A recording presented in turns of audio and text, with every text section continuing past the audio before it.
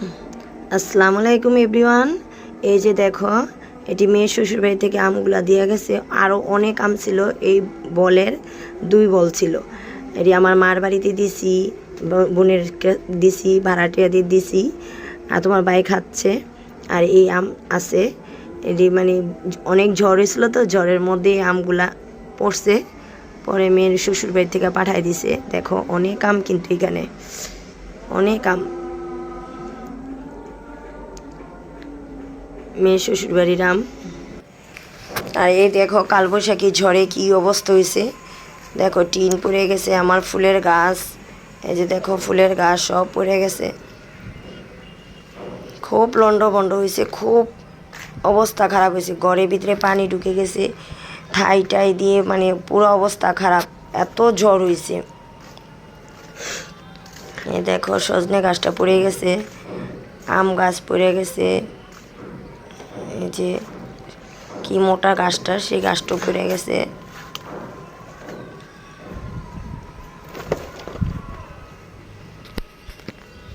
প্রত্যেকটা গাছ এই অবস্থা হয়েছে। অনেক অনেক পেয়ারা ছিল, পেয়ারাগুলো পড়ে একবারে হয়ে গেছে, অর্ধেক হয়ে গেছে গাছের।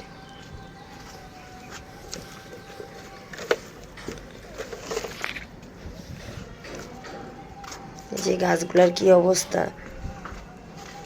এই গাছে অল্প পেয়ারা হয়েছে, তাও অনেক মানে ছোট ছোট পেয়ারা তো পড়ে গেছে অনেক। চারা গাছ না, এটা ফুলের গাছ, রক্তজবা।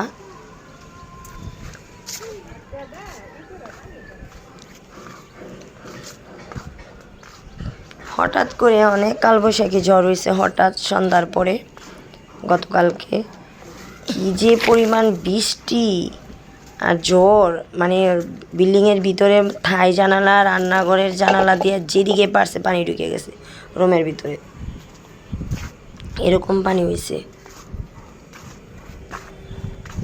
দেখছো টিন, আমি ওই পাশে একটা মানে ছিল, সেটার উপরে আমি টিন দিয়ে একটা মানে রান্নাঘরের মতন করছি। সেই টিন পরে ভালো হয়েছে, ওই সাইডে পড়ে মাঠে ছাদের মধ্যেই পড়ছে।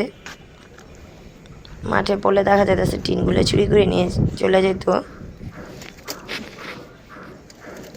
এটা বড়ই গাছটা, আমি আবার বড়ই হইলে হওয়া শেষ, খাওয়া শেষ, তারপর ছাঁটাই করে দিয়েছি গাছটা, আবার নতুন পাতা হয়েছে। এই যে দেখো কি অবস্থা হয়েছে। এটা অর্ধেক করা ছিল, এটার উপরে টিন দিয়ে আমি একটা রান্নাঘরের মতন বানাইছিলাম, সেই টিন উইরা দেখো ওইখানে যেয়ে পড়ছে।